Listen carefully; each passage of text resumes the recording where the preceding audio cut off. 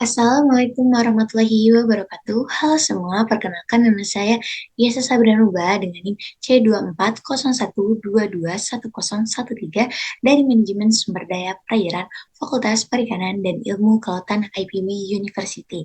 Jadi, pada micro teaching praktikum fisiologi hewan air eh, pertemuan kali ini, izinkan saya untuk menjelaskan tentang pengukuran laju pengosongan isi lambung dan pengukuran kecernaan pakan secara in vitro. Nah, pertama-tama kita membahas tentang pengukuran laju pengosongan lambung nih teman-teman. Sebelumnya perlu kita ketahui lambung mempunyai fungsi sebagai tempat untuk menampung dan mencerna makanan, di mana tingkat kepenuhan lambung itu diekspresikan dalam nilai indeks kepenuhan lambung atau Index of Stomach Content yang disingkat dengan ISC, yaitu nilai ISC untuk setiap jenis ikan itu akan berbeda-beda. Demikian juga untuk suatu jenis ikan yang tertentu, di mana nilai ISC itu dapat berubah dari waktu ke waktu, teman-teman. Nah, jadi apa sih yang dimaksud dari laju pengosongan lambung itu sendiri? Nah, laju pengosongan lambung adalah proses yang mengukur berapa cepat lambung dalam mengosongkan isi makanannya pada organisme yang diamati tentunya. Nah, ada juga faktor yang menentukan laju pengosongan lambung itu.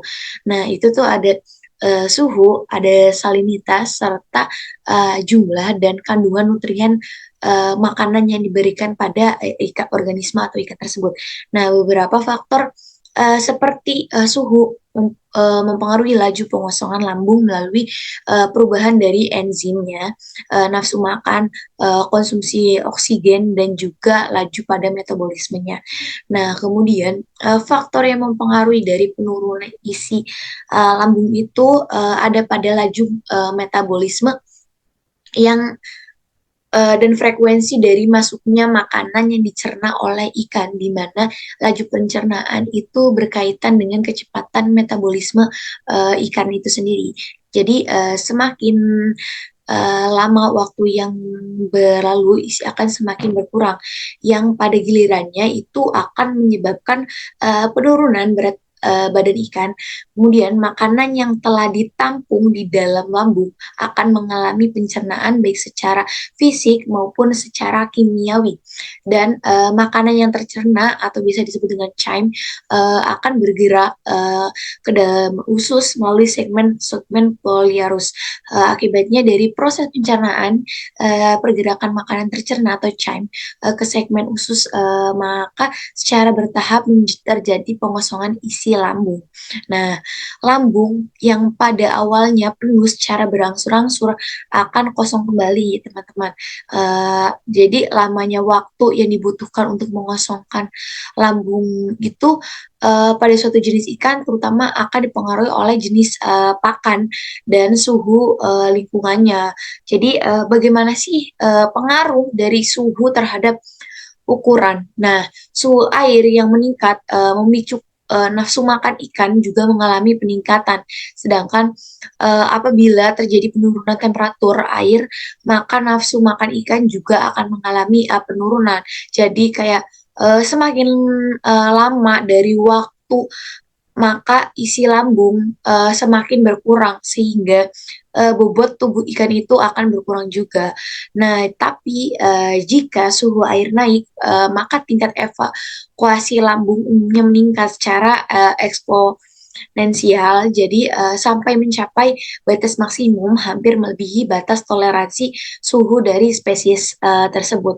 Kemudian ada juga perbandingan dari ukuran dan suhu itu pada larva ikan lele, di mana isi lambung mulai kosong setelah 4 jam.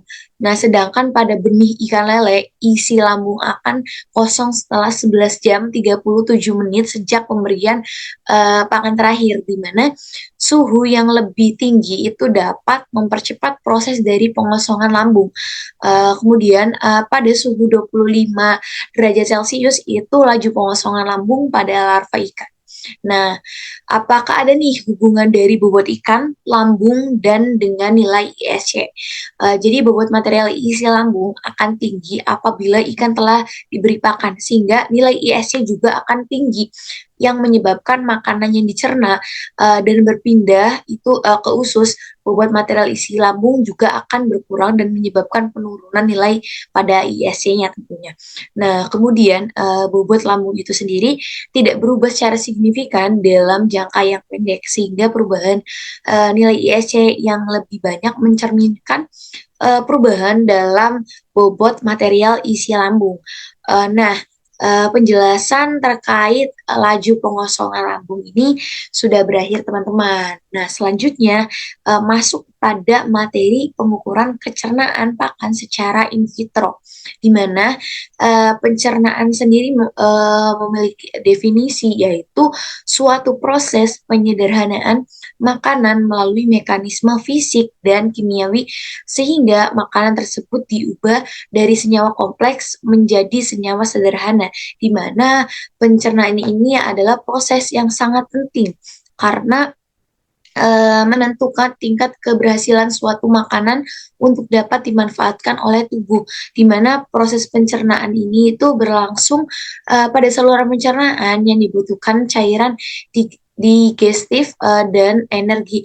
Adapun contoh dari cairan digestif tersebut itu diantaranya ada enzim, HCl, bikarbonat, air, dan lain sebagainya.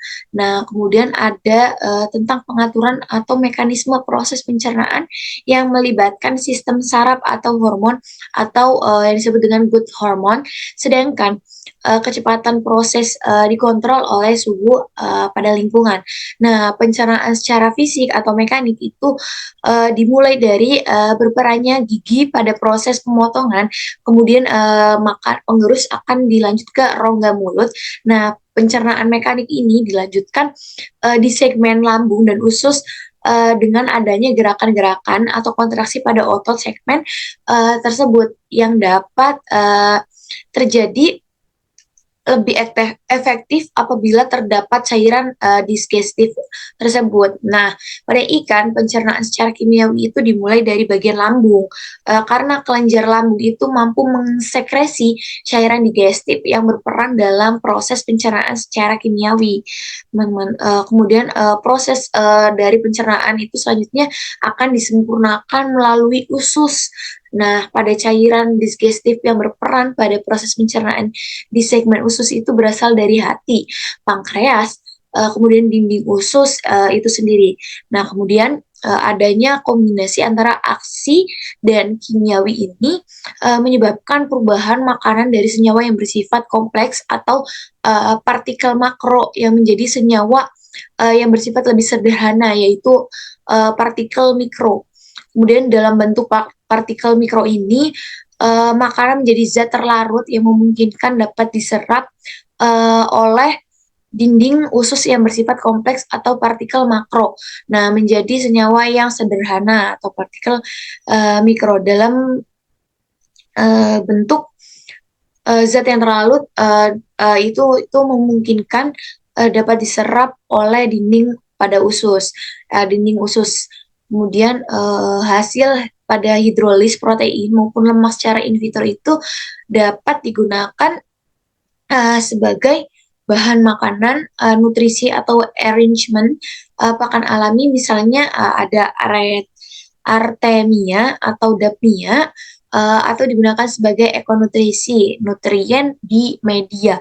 Nah, kemudian pada pemeliharaan larva ikan atau udang atau sebagai komponen pakan buatan itu atau food additive untuk benih pada masa transisi, yaitu di mana pergantian pakan alami ke pakan buatan. Sekian pemaparan materi yang dapat saya sampaikan, kurang lebihnya mohon maaf, semoga dapat bermanfaat. Wassalamualaikum warahmatullahi wabarakatuh.